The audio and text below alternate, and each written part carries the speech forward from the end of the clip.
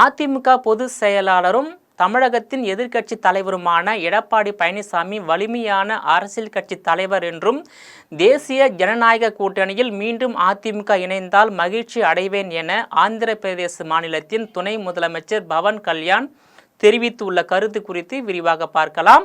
ஆந்திர பிரதேச மாநிலத்தின் ஜனசேனா கட்சியின் தலைவரும் ஆந்திர பிரதேச மாநிலத்தின் துணை முதல் மந்திரியுமான பவன் கல்யாண் தனியார் தொலைக்காட்சிக்கு அளித்துள்ள சிறப்பு நேர்காணலில் தமிழக அரசியல் குறித்து பவன் கல்யாண் தன்னுடைய கருத்தை விரிவாக பதிவு செய்துள்ளார். பாஜக தலைமையிலான தேசிய ஜனநாயக கூட்டணியில் அதிமுக இணைந்தால் தனக்கு மட்டற்ற மகிழ்ச்சி என்றும் தமிழகத்தின் மறைந்த முன்னாள் முதலமைச்சரும் அதிமுகவின் நிறுவன தலைவருமான எம்ஜிஆரால் தோற்றுவித்த அதிமுக என்ற வலிமையான கட்சி தமிழக அரசியல் களத்தில் சிறப்பாக இருக்க வேண்டும் என்றும் அதிமுக பொதுச் செயலாளரும் தமிழகத்தின் எதிர்க்கட்சி தலைவருமான எடப்பாடி பழனிசாமி ஒரு வலிமையான அரசியல் கட்சி தலைவர் என்றும் புகழாரம் சூட்டியுள்ளார். தேசிய ஜனநாயக கூட்டணியில் ஏற்கனவே பலம் பொருந்திய கட்சிகள் பல இணைந்திருக்கும் நிலையில் அதிமுக மீண்டும் தேசிய ஜனநாயக கூட்டணியில் இணையலாமே என்றும் தமிழக பாஜக மாநில தலைவர் அண்ணாமலை மிக சிறந்த தலைவர் என்றும் அவருக்கு தமிழகத்திலும் இந்தியாவிலும் சிறப்பான அரசியல் எதிர்காலம் உள்ளதாகவும் குறிப்பிட்டுள்ளார். பல திமுக நாடாளுமன்ற உறுப்பினர்கள் இந்தியில் பேசுகிறார்கள், ஆனால் பொதுமக்கள் மத்தியில் இந்தியை எதிர்க்கிறார்கள். கண்மூடித்தனமாக இந்தியையும் புதிய தேசிய கல்விக் கொள்கையையும் எதிர்ப்பதை நான் விரும்பவில்லை.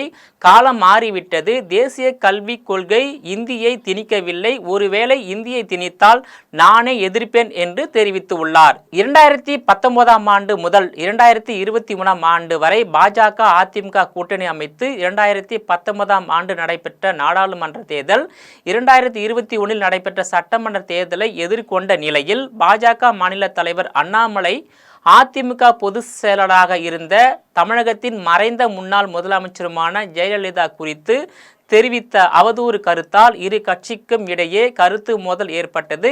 இதனால் பாஜகவில் இருந்து அதிமுக வெளியேறுவதாக அதிமுக பொதுச் செயலாளர் எடப்பாடி பழனிசாமி அறிவித்தார். இதனிடையே 2024ஆம் ஆண்டு நடைபெற்ற நாடாளுமன்ற தேர்தலை பாஜக தலைமையிலான கூட்டணியும் அதிமுக தலைமையிலான கூட்டணியும் தனித்தனியே தேர்தலை எதிர்கொண்டு படு தோல்வியை சந்தித்தது. இந்நிலையில் 2026ஆம் ஆண்டு தமிழகத்தில் நடைபெறும் சட்டமன்ற தேர்தலை பாஜக அதிமுக இரு அணிகளும் தனித்து தேர்தலை சந்திப்பதை தவிர்க்கும் வகையில் மீண்டும் பாஜக அதிமுக வலுவான கூட்டணி அமைத்து தேர்தலை சந்திக்க இவ்விரு கட்சியின் தலைமையும் முடிவு செய்துள்ளதாக கூறப்படுகிறது. தமிழகத்தில் 2026ஆம் ஆண்டு நடைபெறும் சட்டமன்ற தேர்தலை எதிர்கொள்ள பாஜக அதிமுக கூட்டணி இறுதி செய்யப்பட்டு விட்டதாகவும் தேசிய ஜனநாயக கூட்டணியின் முதல்வர் வேட்பாளராக செங்கோட்டையனை முன்னிறுத்த பாஜக முடிவு செய்துள்ளதால் தமிழக அரசியல் களத்தில் ஏற்பட்டுள்ள புதிய திருப்பம் குறித்தும் இந்த புதிய திருப்பத்தால் தமிழகத்தில் ஏற்படும் ஆட்சி மாற்றம் மற்றும் தமிழகத்தின் அதிமுகவின் சீனியர் அரசியல் தலைவரான செங்கோட்டையனை முதல்வர் வேட்பாளராக ஏற்கவும் அவருக்காக பிரச்சாரம் செய்யவும் பாஜக மாநில தலைவர் அண்ணாமலை சம்மதம் தெரிவித்துள்ளதாக கூறப்படுகிறது. பாஜக தலைமையிலான தேசிய ஜனநாயக கூட்டணியில் அதிமுக, பாமக, அமமுக, அதிமுக ஓபிஎஸ் அணி, தேமுதிக, புதிய தமிழகம் கட்சி, ஐஜேகே, தமாக, தமிழக மக்கள் முன்னேற்ற கழகம், புதிய நீதி கட்சி, புரட்சி பாரதம் என ஒரு பிரம்மாண்டமான வலுவான அணியை அமைத்து திமுக கூட்டணியை வீழ்த்த டெல்லி பாஜக புதிய வியூகம் வகுத்துள்ளது. இந்த பிரம்மாண்ட கூட்டணி ஆட்சியை கைப்பற்றும் பட்சத்தில் 3 வருட காலத்திற்கு அதிமுகவின் மூத்த முன்னாள் அமைச்சர் செங்கோட்டையன் முதல்வராக இருப்பார் என்றும் 2029இல் ஒரே நாடு ஒரே தேர்தல் திட்டம் அமலுக்கு வருமானால் அந்த தேர்தலுக்கு முதல்வர் வேட்பாளராக பாஜக மாநில தலைவர் அண்ணாமலை அவர்கள் முன்னிறுத்தும் புதிய யுக்தியை டெல்லி பாஜக மேலிடம் திட்டமிட்டுள்ளதாக தகவல் வெளியாகி உள்ளது.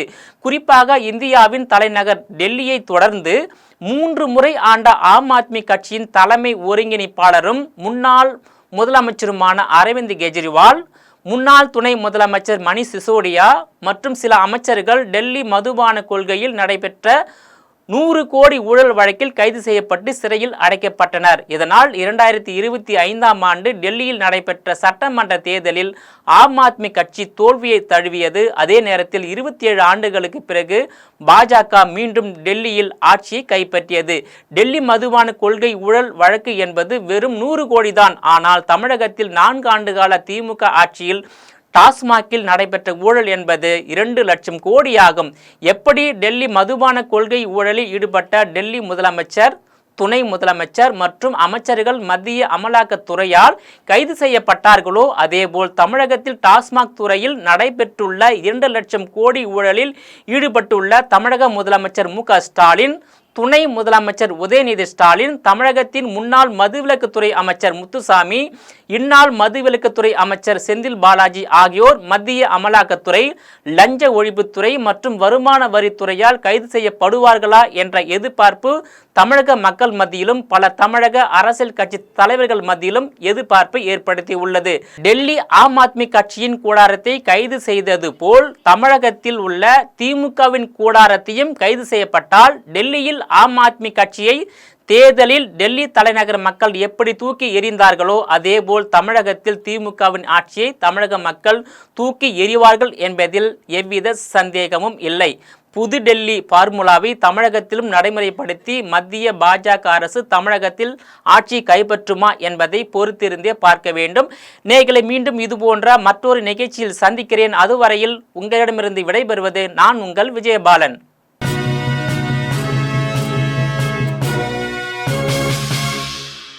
உடனுக்குடன் அப்டேட் தெரிந்து கொள்ள ஜெம் டிவி தமிழ் ஆப்பை இன்ஸ்டால் செய்யவும்.